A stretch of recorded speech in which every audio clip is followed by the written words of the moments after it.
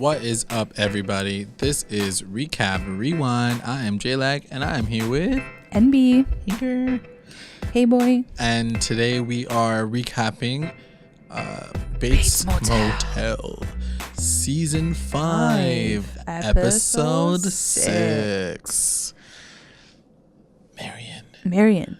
So, done. So if you guys haven't listened to our podcast, we just did the fastest catch up of all time, and watched all 4 seasons and this season, and we put it all into one podcast. So check that out, because we cover off the beginning of the season, not including this episode.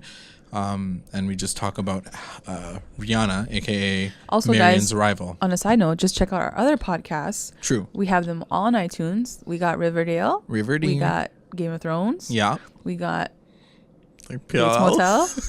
And we're going to try to get a Big Little Lies full out ending coming to you guys. Because that ending, episode 10, this Sunday, is going to be big. So just stay tuned to our channel and make sure you subscribe because we want some loving. Yeah, we want to know what we're doing wrong or right. All right. Okay, J-Lag, let's get into it. All right, let's go. Let's get right into it. So, I'm super excited about this episode because I knew that this was going to be the shower scene. Oh yeah, you want that shower scene. And it was mostly because I wanted to see, and just like I said in our last podcast, I wanted to see this rendition of the shower scene because so far everything is kind of, it's similar, but it's different. You know, they're pulling a few like elements, like some visual elements, obviously the storyline elements, but we know that our characters are a little different because we have a bit of a backstory with them. We know that, you know, in this storyline, there's brothers and all these different elements in the story that aren't in the film. So I was excited to see how this was going to unfold. And anyway, we're just going to talk about the episode. Yeah. So it first starts off with Marion arriving at Bates Motel, knocking on that door, and Norman comes through, and it's just like the film. That's exactly how it happens. She shows up, she tries to get in, and he's in the house, and so he comes down, and he gets her a room. How does he know that she's there? He's able to see the car from true. He saw the car. Yeah. So then I'm like, does he have like a security camera? No. So then he lets her in, and then it was cool to kind of see the behind the scenes, if you want to look at it that way, because in the film it's very linear and it shows you only one side, obviously.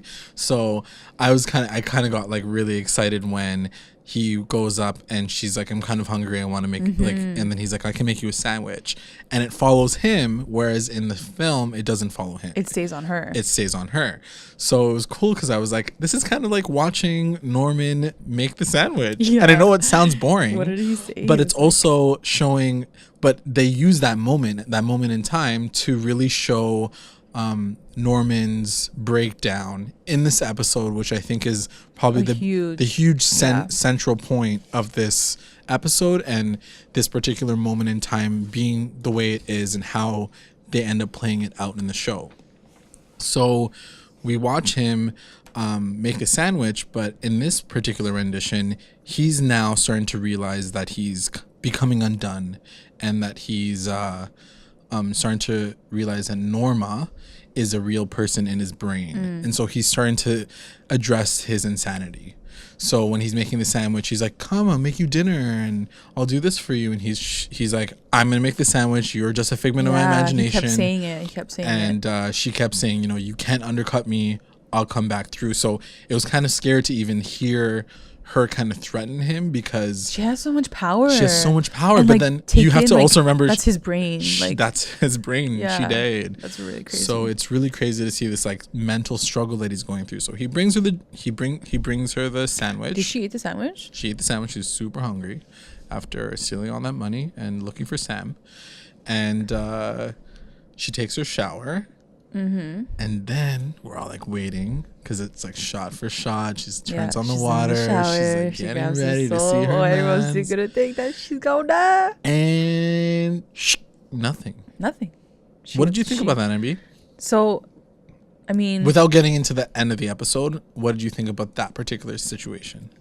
I mean, I kind of called it. You bucked it last episode. I won't say exactly what happens because you guys like keep listening. Yeah. But as soon as I saw the shower scene, I was like, yeah, I know that's not gonna happen. Yeah. It first of all, it happened in the first like 10 minutes of the episode, so I'm like, they're not gonna like do it right now. Right. But yeah.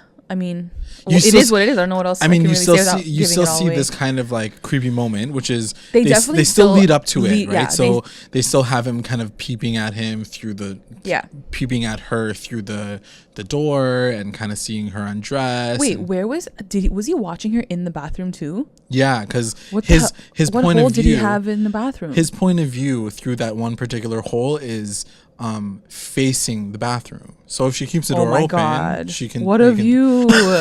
He gets like 360 like degrees and that shit. He sees her like undressing at the bed, and then he sees her go into the shower. Yeah. So he's able to see everything. Which is, by the way, I love how at the moment when they're like they show the hole like in her like on her side, like in her it's like wall. A pinhole. It's like literally like I can't even see it, and then it cuts like his side, and like it's a fucking hole in the wall. It's like a freaking like bowling ball size. Yeah, like as if like I'm like okay, that's pretty Bates. Yeah, like yeah. Sorry, but Norman. Yeah. Oh, Norman. So Marion doesn't get got in that particular scene, and I think for me, we've talked about this before, based on the fact that Marion, and you said it last episode, who is she to us in this storyline? Mm-hmm. You care, and I agreed once you kind of like broke it down. You've obviously are more attached and more invested in characters that you've stuck with for 4 seasons. Right. So who cares about Marion? Right. She's just like another girl who's kind of showed up at Bates Motel. Right. And she's a part of the film, but like realistically, like what do I have to the film right now? I'm watching the series. I'm watching the TV series, you know? And so she doesn't die. And I wrote down 2 major reasons as to why she didn't die. Number 1 is this rendition of Bates, of Psycho, is just so different. Mm-hmm. And I'm mostly talking about Sam being a 2-time piece of shit. Right. He's the villain. He's a villain. He's more of a villainous character, and I think... But he's just so stupid. Like, he really is a stupid villain. You know what I mean? Like, he's not smart. He's not, like, cunning. He's just a D-bag. He's just a D-bag who's just trying to 2-time 2 girls and, like... get. Like, even him hiding from, like, his wife, he turns the freaking tab on as if, like, the tab's gonna, like, cover your voice. He's like, I'm taking a dump. And she's like, you're talking on the phone. Like, what's wrong with you? She's like, I legit just, like, booked you for cheating on me. Yeah. So that happens, too. And Marion, like, is on the phone with him. She's like, where the hell are you? I'm at Bates Motel. And he's like, this whole time, I'm with a client. This whole time, as soon as, like, I see Riri, like, pull up, I'm like, is this a music video? Like, I kept waiting for, like, the music to, like, fade in, and I'm about to hear like Cold Case Love, and she's about to like go ham on someone, and I'm just waiting for that moment to happen. But I also love how she like calls him and she's like, Sam, like come now, and he's like, no, I can't. She's like, I have something for us. Like, she's not telling him like that she has this cash money. Like, she's just like, but come. He's like, no, I'm cool. She's like, no, really, I have a surprise for you. It's just weird seeing her in such a like vulnerable, like desperate role, right? Like, she's waiting on man to like come through in real life, and I'm like, I don't buy this, Rihanna. Yeah, it's true. But she turns up. So that was the first reason why I thought that like this was gonna be different. The shower scene, like why Marion shouldn't have died anyway. So Sam is the one main reason. Mm-hmm. He's already being positioned as being a villain character. Mm-hmm. The second is just timing on a general level. Marion comes to the Bates Motel.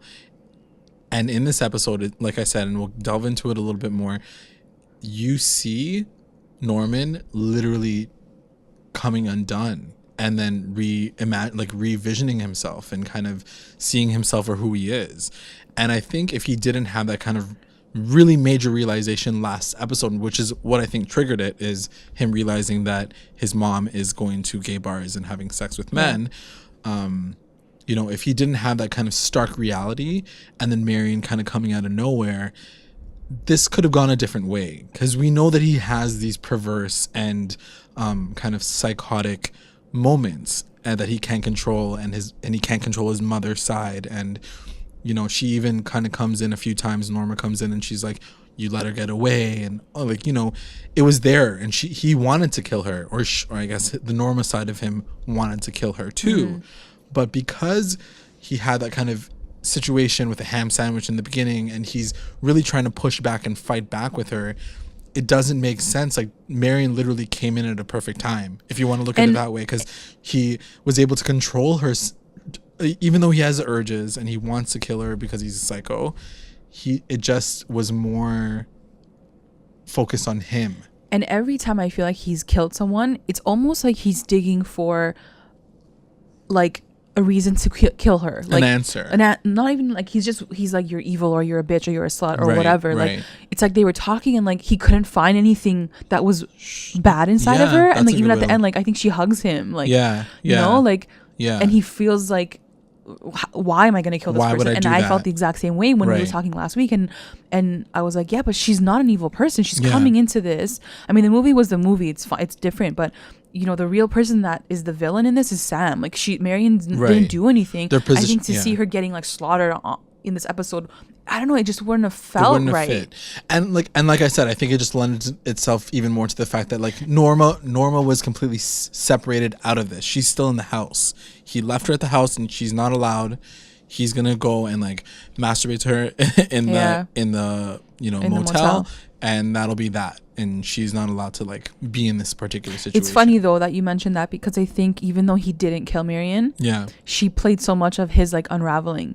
For like, sure. Whereas in the movie he can't did that himself, too, because he killed her. Yeah. But in this way, she still has an effect on him, but he's just not killing her. It's a different type of effect. Different, and that's really beautiful that they changed that around. Yeah. So based on that, we'll just keep talking about the episode. And so at one point in time, after she has a shower, she gets really, really pissed, and then she talks to Norman about life. And I think the thing that really connected the two of them, like Norman and Riri, was that whole mommy conversation, right? How he was like, my mom, when she's having, and she was like, my mommy like left me too, and I had to like start a new life. Like, it's that mommy issue connection that they really like have this connection. You know, like parents, am I right? And she's like oh yeah, you boy, don't even know. I moved to Seattle.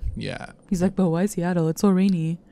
She even talks about like being like kind of like dropped off at her, like, doesn't she talk about like her actual mom and how like she like left her, or she died, or something. They have that connection, right? And again, like, he can't find that one thing about her that he hates, that he wants to get rid of. It's like she keeps talking, and he's like, true, like this person's connecting with me now. And he's fully like having this like internal struggle at the same exact time. So like, instead of using her as a means, and it's really cool that they did that with Marion. I was just gonna say, like, you know, instead of using her as a means of murder and like, you know, this iconic character that we all know and appreciate as this person who gets slaughtered in the shower scene, she's used as a vehicle to help him kind of come to terms with who he is as a person. And it's actually quite awesome I was going to ask you this, and I'm going to ask you just now because it makes sense, but do you think, and I was thinking about this, Rihanna would have signed on to do the show if she was going to get slaughtered in the shower? Because I almost feel like she knew what was going to happen in this role. And she knew she was going to walk out like a badass bitch with her cash money in her luggage, and she's like, I'm down to take on this role. Because I almost feel like if she knew, maybe she didn't know. I don't know. I'm just thinking that Rihanna's Rihanna, and I still feel like she's taking on a role because she's down for that, like the way that character unfolds. And I can't imagine her being like, I'm gonna get slaughtered at the end. Sick. I'm gonna do this role. Right. I don't know. I mean, that's a great question, and I wonder whether or not she like, or when she found out that she wasn't gonna get that kind of role, and because maybe they were like, do you want to do the show? We have a really cool ending for your character, and she was like, sick. She's like, they're like, because like they must have intrigued her somehow, or like she intrigued them. I don't know. I don't know how it went, but it's a really interesting combination for sure to have Riri like show up in Bates Motel. So to create this character that is so iconic and like not do the iconic scene. For sure. It's definitely a twist and a change. It was extremely unexpected, but also kind of expected. I mean, not N-Bea's like smirking at me because she like felt like she booked different time. Like the morning of the episode, J-Lag like walks in and he's like, you definitely just called it. And I'm like, called what? And he's like, everything. I'm like, okay, I think I know what I called. And you heard it here first on Recap Rewind that we booked that Riri was gonna survive the shower scene. And on top of that, who gets killed. Yeah. So anyway, basically, we'll I need to play the lottery. Yeah, for sure. or write a show. So we'll move forward. So Marion essentially asks Norman, I need to find this guy, Sam Loomis. And he's like, I know where he lives. Also, quickly, the scene, remember how you were like, Norman's seen the woman that Sam brought in. We just haven't seen her as the audience, right? Yeah. And this was really cool because like Norman's like, who did you come with or something? And she's like, I've been here before. Yeah. She goes, you didn't see me. Yeah. So I didn't check in. Yeah. So did he not have, like, did he not see her before? Unless he disassociated her from that particular situation. Maybe. Because it seemed like he didn't know who she was. Yeah. He was like, I don't remember you. So I guess he didn't see her. She was like hiding under that like umbrella. Can we really quickly like low-key talk about the fact that like she was wearing like the most low-cut jumpsuit I've ever seen in my entire life. Really, like, her cleave was like down to her chest. I was like dying of laughter. You know, she like legit like customized her outfit before she signed the contract. She's like, I'm gonna wear what I want to wear. Yeah, she's like, I'm gonna do. Her accent was like full out. Did you notice it? Yeah, she's like no holds barred. Yeah. She's like, I'm just gonna go. Her island accent was like right out there. Like, are you sure you're from Seattle? Okay, so let's get to her. So she gets. So basically, she's like, "Can I see your books? Because I want to see how Sam like signed in. I want to see where he lives." And he's like, "I know his wife actually," and she's like, "No, she doesn't have a wife." And so she's like, "I'm not stupid." And then she goes to the house. Like, girl, you are. And clearly, he has a wife on the side. And then by that point, like Sam's wife already booked it. She was like, "You're cheating on me, whatever." Yeah. So just as a tip for everyone, if anyone ever like sees you overseas and like doesn't ever want you to come by, they're cheating on their wife with you. Just as an FYI. Yeah. So she sees that in front of the house. They were like right through the window. They were like arguing. Like, why does everyone stand in the windows? Like, so kills me. As soon they're as like fighting, like she's like, oh shit. She sees from like the road. There's no blinds, no curtains, nothing. The lights are just perfectly on. Like, you think that even if you centered were in the fighting window with your wife, that you would close the blinds at the very least? Go to your room and like private and yell at each other. Like she could at least like just see a silhouette of a woman or something. I don't know. Anyway, so she gets out of her car, she grabs her crowbar, and it's about to be a song like right now. She's like, "Bit better." She went ham on his car. You know, like she was like, "I need to break something. If I sign on to do this role, you need to like make me break glass." The producers were like, "We got something for you. Breaking dishes." Worry. Yeah, she started breaking that car. So she busts up his car. Bust the windows up his car, and it took him a minute to get outside too. I was like, where is this guy? He's like, what is this?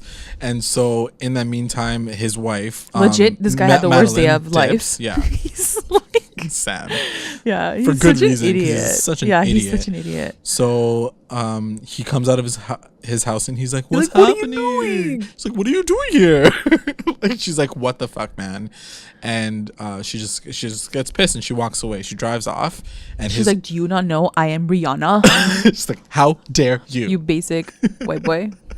So she drives off, and he's like, but wait. And then wait, I need a ride. And then he's like, damn, my car's all fucked up. And then as he's coming up the stairs, his wife turns around. Like, he legit thinks he's gonna go back into that house. Yeah. Like, and then the wife was like, oh, you forgot your wine. She doesn't even say that. She should have said at least that. She just like grabs a glass of wine that came out of nowhere. The biggest difference between Rihanna and the Susie, like, homemaker housewife, she like, all she can do is like splash the red wine on his shirt. Like, this bitch just like ruined his car. Destroyed his car. Like, demolished his like fancy car, and all she does is like, you're out of here, splash.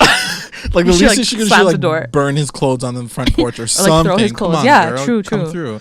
But yeah, she just splashes wine on him, and at that point in time, versus everyone. That was my point in time where I was like, oh, okay, it's gonna happen. Yeah, and now he's gonna go to the motel. He's gonna have to go to the motel to take a shower.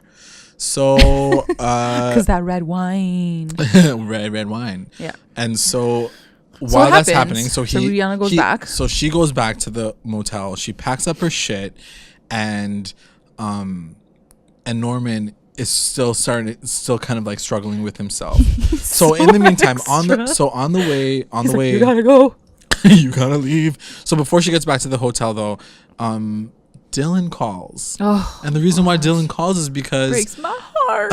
Emma, in the last episode, she did a little bit of researching. Yeah. Well, in the beginning of this one, I think. In the beginning of this episode, so she Googles it. She Googles the. I can't believe he hasn't Googled his mom for 2 years. I know it's taken like 2 years. You guys never use Google to like Dylan. check it out. So it turns out that she finds the article that says that Norma killed herself. Yeah. And so she shows that to Dylan. He has a breakdown in the beginning of the episode. He was so cute when he started crying. And then he's like, "My mom? No way." He's like, "No, she would never do that." I was like, "Are you sure though?" Because she's pretty crazy. So then he calls. I can't believe it's Norman, taken this long. And he's like, "What the actual fuck?" He's like, "You actually didn't tell me." He's like, "Norman, you didn't tell me how my mom died?" He's like, "Nah." You're so weird. I mean, in his defense, Norman was like, "You told me that you don't want to have any, like, you don't want to be in our lives. Part of this anymore. So he's like, "I didn't call you and tell you." Yeah, but the fact that he was able to like completely just like cut him out right away was like he fucking killed his mom. So yeah. So. But I think Dylan booked it, right? Yeah. He was like, she would never kill herself. He's like, there's no way. So obviously, we know it's gonna set up a Dylan comeback, which is little. I want to see Dylan. I mean, you want to see Dylan, but I also don't want Dylan. I want Dylan to stay in Seattle. You're right. I think I just want that right now. I don't want him to stay come. There. Don't go. Yeah. Also, if Rihanna's in Seattle, how come? What is Rihanna in Seattle? Too? She's going back. She's going to LA. Oh, she's going back to LA. Now that she has her cash money, she's not going back to Seattle. She's going to LA.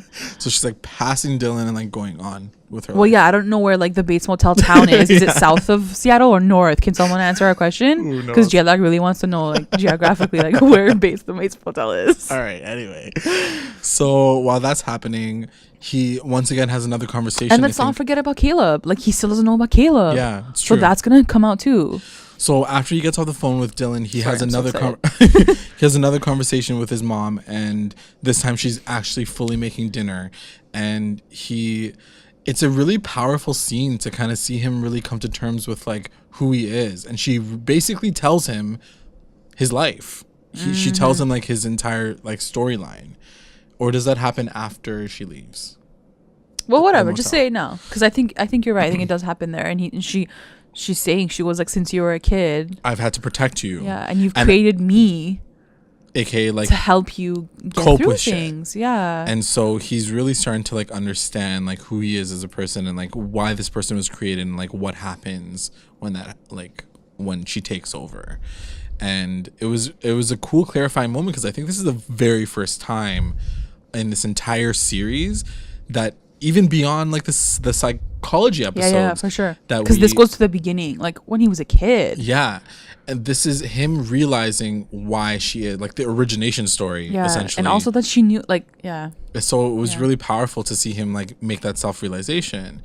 So anyway, we'll cut back to Marion. I'm pretty sure that's not when it happens, but like Marion, aka Rihanna, grabs her shit and she's like, I gotta go. He told her, he's like, you need to go right now. Take her cash money. He can feel the urges coming back through. He's like, leave right now. He's like getting like horny. He's like, I'm gonna kill you. Like, yeah, because she starts like hugging him, and then he's like, oh boy.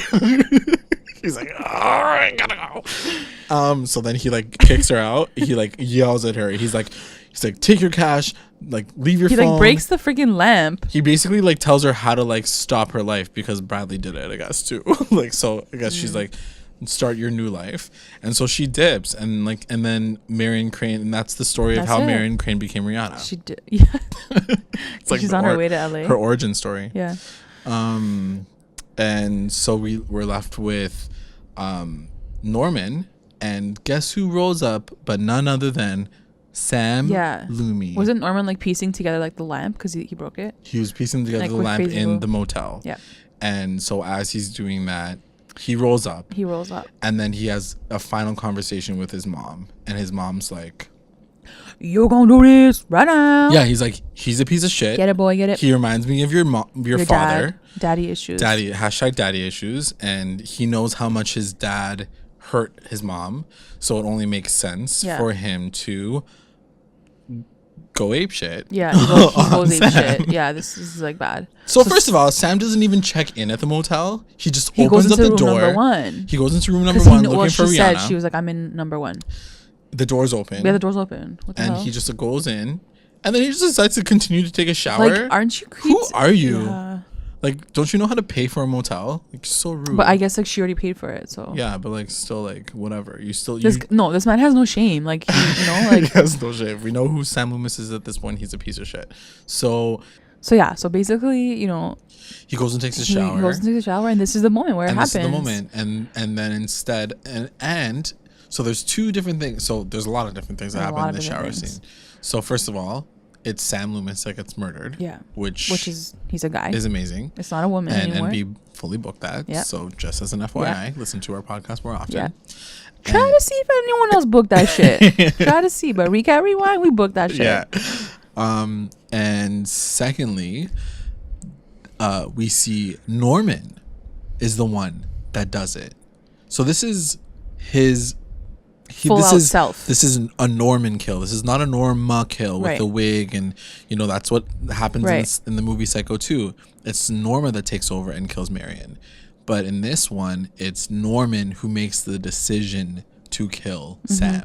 Mm-hmm. And at the very end, we get the shot. We even get like the sick shot with his face kind of flat on the he pulls. It was really like, it was really brutal. There was a lot of stab sounds. Yeah, but I mean it's very, very much true to the film. And he pulls a shower curtain, he falls on the floor, and Norman says the classic line, but he doesn't say. So he says the classic line when Bradley dies, "Mother, what have you done?" Mm-hmm. But this time around, and this is how the episode ends, it's Norman. No. He says, "Mother, what have I done?" instead of "what have you done?" Right. So now it changes everything. Yeah, and because he knows that it's himself. He's done it himself. He's like, "Oh shit, I done this. Done this." And I think it's the first time where we actually see like that gore, the blood, the violent, right? Like, yeah. Like him killing Bradley was very like quick. Like you didn't really see much. Like it's pretty brutal.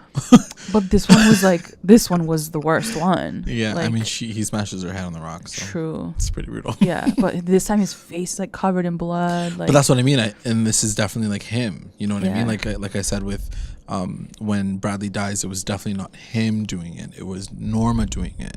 Whereas in this one, it was all him. So yeah, the blood like gushing all over his face. He's very self-aware of him murdering somebody. It's on him. It's like literally on him. Yeah. That's symbolism. Yeah. So that's it. That's the end of the episode. How did you feel? So what do you think at that ending? Like I feel like I saw like a smirk at the end. Yeah. So it's almost like he's like, what have I done? Like I have no remorse. This was like the sickest thing I've ever done in my life. Yeah. Or is it like, what the hell did I just do? Right. I fucked up. Right. And how did you take it? I think it's very interesting because I feel like this is the very first time, and I know that you mentioned it before and you said that in previous seasons, excluding, let's say, season 4 and this season where he kind of turns into a psycho and starts killing people, like purposefully, I started to feel a little bit more of that anti-hero character in this episode.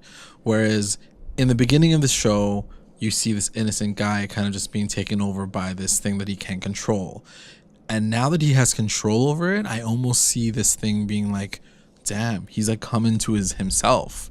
And do we want him to continue further being this like serial murderer, or is he going to constantly struggle with this mother side of him? It was a very different dynamic to finish off the episode the way it finished off, with him being like, what have I done? And we were talking about this yesterday just a little bit, but like, after this episode, you were saying that the ending that you had wanted for him changed. Yeah. That ultimately, like, you don't want to see him die. Because I think before, like, last episode, we said, like, we want to see him die by the end of this whole season. Yeah.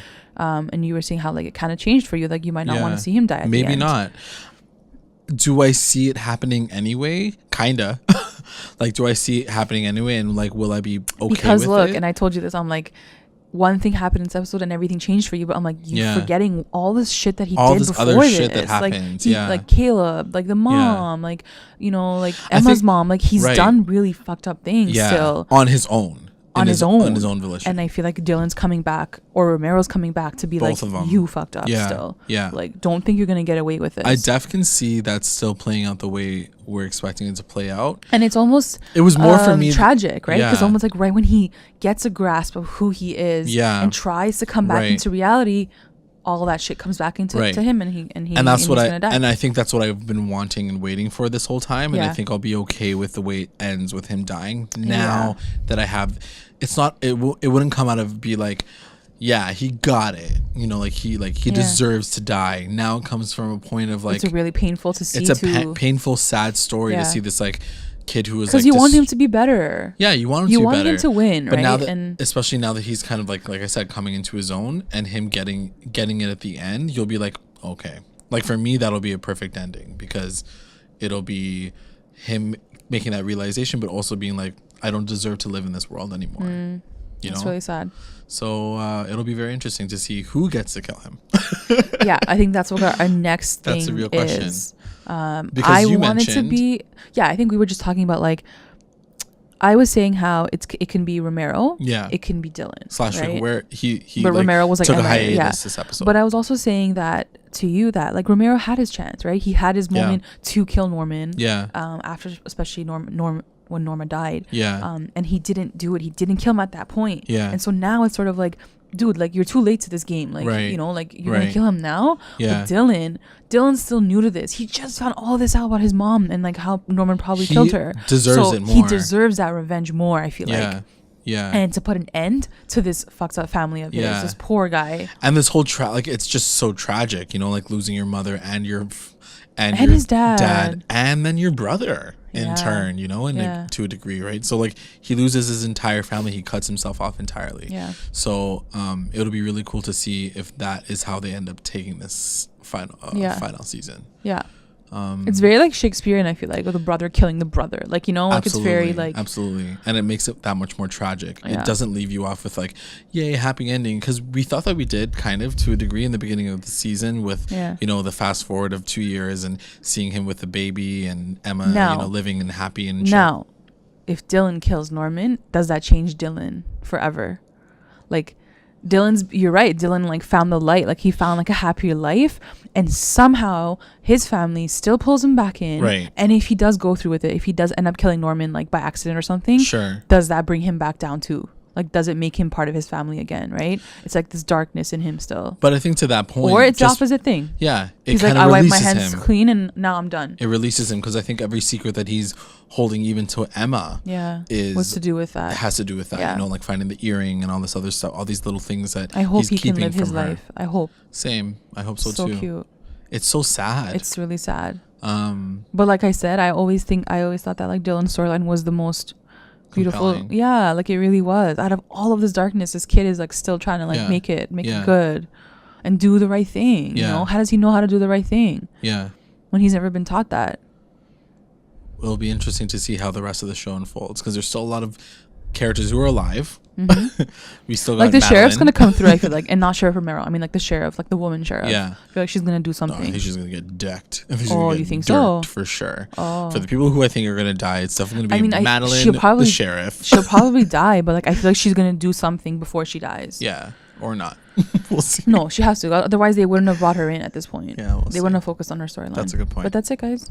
All right, done. So follow us, like us, tweet us, and don't forget to subscribe. Riverdale coming on Friday. Yeah, this Friday, new episode. Check us out. Bye. Bye.